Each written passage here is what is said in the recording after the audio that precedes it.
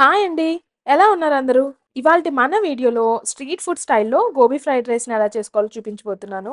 Fast food సెంటర్‌లో fried rice తినడానికి ఇష్టపడే వాళ్ళకి ఒక్కసారి ఇది టేస్ట్ చూపించండి. ఇక బయట వాటి జోలికి అస్సలు వెళ్లరు. అంత బావుంటుంది. ఇది నేను చెప్పిన ప్రాసెస్‌ని ఫాలో అయ్యి గనుక చేస్తే ఎగ్జాక్ట్‌గా బయట ఫాస్ట్ ఫుడ్ సెంటర్‌లో దొరికే టేస్ట్ వచ్చేస్తుంది. సో వీడియోని ఎక్కడా కూడా స్కిప్ చేయకుండా చివరి వరకు ఫాలో అవ్వండి. దీనికోసం ముందుగా మనం రైస్ అయితే ప్రిపేర్ చేసుకొని ఉంచుకోవాలి. రైసే కదా అని లైట్ తీసుకోకండి. మనం చేసే ఫ్రైడ్ రైస్‌కి 60-70% టేస్ట్ అనేది ఈ రైస్ వల్లే వస్తుంది. అంటే రైస్ అనేది ఎంత పొడి పొడిగా ఉంటే ఫ్రైడ్ రైస్ టేస్ట్ అనేది అంత బాగా వస్తుందన్నమాట. సో ఇలా రైస్ ని కుక్ చేసుకున్నాక దాన్ని ఒక ప్లేట్ లోకి తీసుకొని కంప్లీట్ గా చల్లారి పెట్టేసుకోవాలి. రైస్ చల్లారాక ఇక్కడ నేను చూపిస్తున్న విధంగా ఇంత పొడి పొడిగా ఉండాలి. నెక్స్ట్ బౌల్ లో ఇలా కాలీఫ్లవర్ ని ఇలా చిన్న చిన్న పీసెస్ గా కట్ చేసుకొని తీసుకోవాలి. కాలీఫ్లవర్ లో మనం ఎంత వాష్ చేసినా సరే పురుగులు వాటి గుడ్లు కూడా ఉంటాయండి. సో వీటిని ఒక 2 మినిట్స్ పాటు బాయిలింగ్ వాటర్ లో ఉంచేసుకొని తర్వాత వాటర్ అంతా వంపేసి ఇలా బౌల్ లోకి తీసుకోండి. నెక్స్ట్ అందులోకి half table spoon salt, half table spoon పసుపు, ఒక టేబుల్ స్పూన్ కారం, అలాగే హాఫ్ టేబుల్ స్పూన్ అల్లం పేస్ట్, 2 టేబుల్ స్పూన్ల బియ్య పిండిని కూడా వేసేసుకొని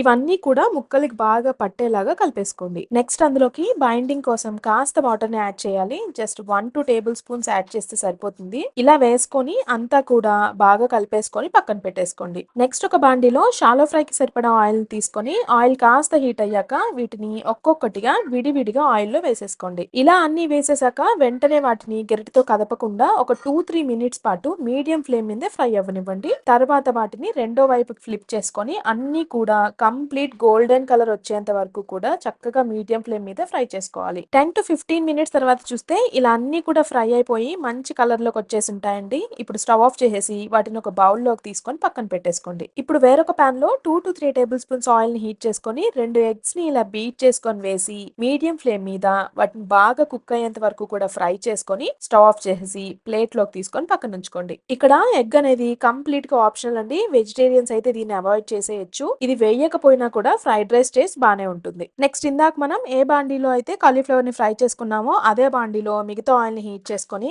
అందులోకి సన్నగా చాప్ చేసుకున్న 2-3 వెల్లుల్లి రెమ్మలు, ఇలా నిలువుగా కట్ చేసుకున్న ఒక పెద్ద ఉల్లిపాయ ముక్కల్ని, అలాగే 2 పచ్చిమిర్చిని ఇలా కట్ చేసుకొని వేసుకొని ఒక 2-3 మినిట్స్ పాటు ఉల్లిపాయల్ని మీడియం ఫ్లేమ్ లో ఫ్రై చేసుకోవాలి. ఉల్లిపాయలు ఇలా ఈ మాత్రం వేగాక అందులో ఒక టేబుల్ స్పూన్ దాకా అల్లం వెల్లుల్లి పేస్ట్ ని కూడా వేసి పచ్చి వాసన పోయేంత వరకు కూడా ఫ్రై చేసుకోవాలి. నెక్స్ట్ ఇందులోకి పావు కప్పు క్యారెట్ ముక్కలు, పావు కప్పు బీన్స్ ముక్కల్ని వేసేసుకొని అవి త్వరగా మగ్గడానికి కాస్త సాల్ట్ ని వేసుకొని ఇవి ఒక 50-60% కుక్ అయ్యేంత వరకు కూడా ఫ్రై చేసుకోవాలి. 4-5 మినిట్స్ తర్వాత చూస్తే ఇలా క్యారెట్ అండ్ బీన్స్ కుక్ అయిపోయి ఉంటుందండి. ఇప్పుడు అందులోకి ఒక టేబుల్ స్పూన్ దాకా సోయా సాస్, మరో table spoon red chilli sauce ని వేసుకొని ఆయిల్ లో ఒక 2-3 మినిట్స్ పాటు మగ్గించుకోవాలి. ఏ రెసిపీలోకైనా సరే ఇలా సాస్ వేసాక 2-3 మినిట్స్ ఆయిల్ లో మగ్గిస్తే రెసిపీకి మంచి ఫ్లేవర్ యాడ్ అవుతుంది అనమాట. ఇవి ఇలా చక్కగా ఫ్రై అయిపోయాక అందులోకి రుచికి సరిపడా సాల్ట్, ఒక టేబుల్ స్పూన్ కారం, ఒక టేబుల్ స్పూన్ గరం మసాలాను వేసేసుకొని వీటిని కూడా ఒక 2 మినిట్స్ పాటు ఫ్రై చేసుకోండి. తర్వాత వేయించి పెట్టుకున్న ఎగ్ ను కూడా వేసేసి